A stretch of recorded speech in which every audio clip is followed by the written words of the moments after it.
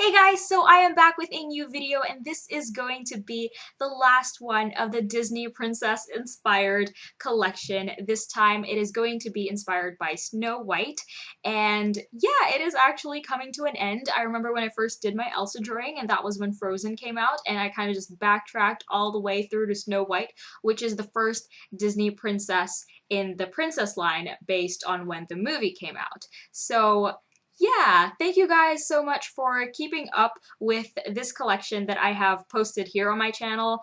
I really appreciate the feedback, and yeah, without further ado, let's get started. Okay, so I just want to ask, have you guys seen the Disney Princess Couture collection?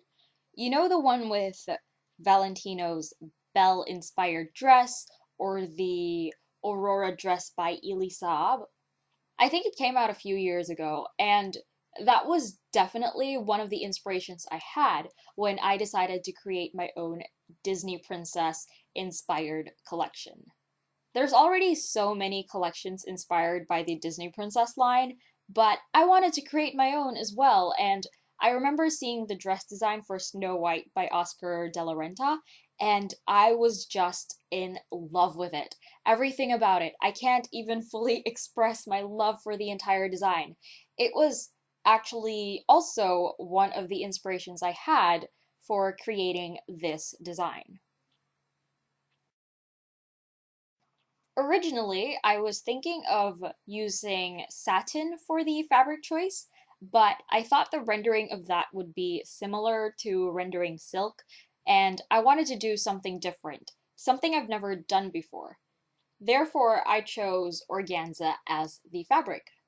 You guys might have remembered me mentioning using organza for Cinderella and not going for it. Well, I decided to use it instead for Snow White. No particular reason, I just wanted to.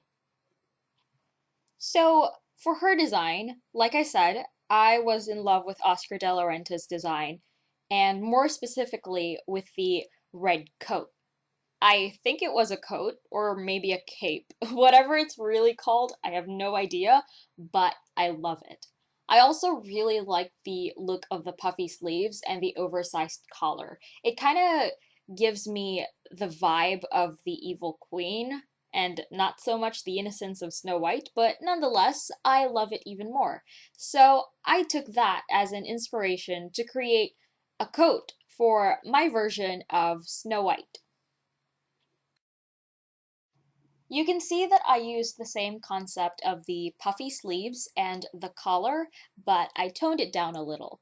I also gave the coat a kind of puffy silhouette, like it's not form-fitting or anything, so right around the midriff, the fabric is gathered, which kind of gives this sort of bubble effect, if that even makes any sense. Honestly, I need to learn fashion terms because this is becoming harder and harder to explain in words. But you guys might have seen these silhouettes in baby doll dresses. So here's a picture which has the same silhouette I am talking about. The dress is from the White Pepper, and since I follow this shop on Tumblr, I've been seeing a lot of this silhouette, and I wanted to incorporate it to my own design. Anyway, moving on. I decided to keep the dress underneath simple so as not to clash with the already bold red coat.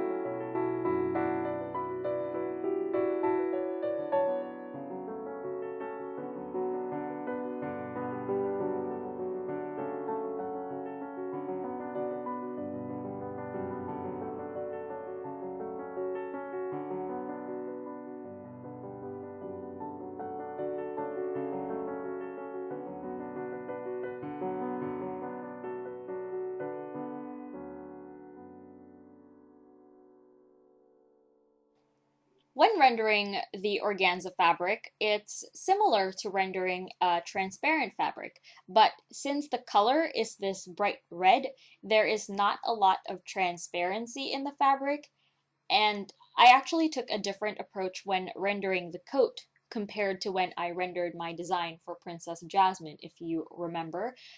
I rendered a transparent chiffon fabric for that one.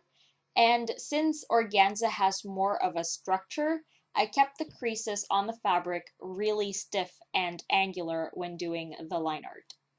I also left some white areas when coloring in the light areas, normally occurring where there are creases on the clothing. Then I left most of the rendering to the colored pencils. You saw that I only applied one layer of the Copic marker. That was only to create the base layer.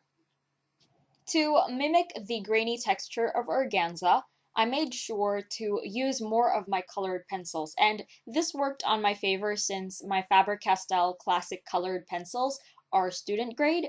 They have hard leads, which means that even though I press hard and I try to blend them, they still have a relatively grainy texture to them. Although it's not like I really did blend them together because I wanted the texture to show through, so I kept the coloring kind of rough. For the colors, I mainly used black, gray, and white, as well as red for the coat. Then I also used yellow and blue pencils to bring back the colors of the dress underneath, which might have drowned when I placed the base layer using the Copic marker.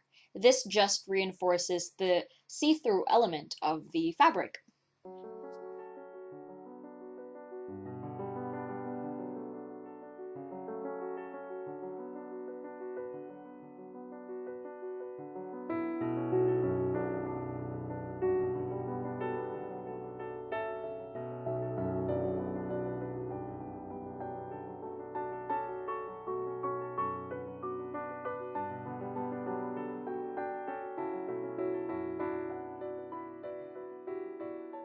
And that is it. Once again, this is the end of my Disney Princess inspired collection, which I am so happy I finished. Like I said, it was a New Year's resolution back in 2013, and I honestly am not one to really finish any project that I assign to myself. Like, you guys might remember my Queen Couture collection, which had 2 videos. Yeah, that was abandoned.